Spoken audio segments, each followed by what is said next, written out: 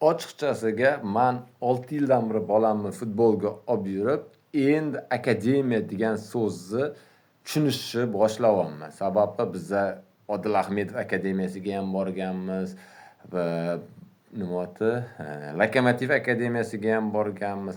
Hammasida oy oxiri kelganda, "Aka, oylik to'lovni to'laysizmi?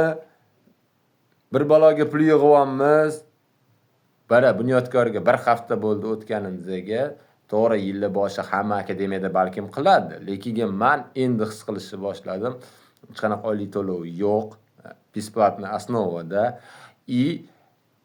Yil boshida medosмотр o'zida Bunyodkor akademiyani ichida doktordan o'tkazib, yuragini, kerak bo'lsa siydigini olib, machasini tekshirib, o'zi tishlarini ko'rib, mana tishini davolating dedi. To'g'ri, endi 12 yosh, 11 yoshli bolani tishini davolab berishmaydi-yu, no, davolatib oling dedi. Yuragiga ertaga, oshqozoniga ertaga zarar qiladi. Shuni futbolist qilmoqchi bo'lsangiz, bolani tishini davolating deb akademiyadan maslahat berishdi. Men shuncha yil, 6 yildan beri olib yuraman, akademiya.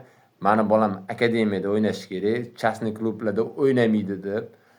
Endi tushunyapman akademiya nimaligini.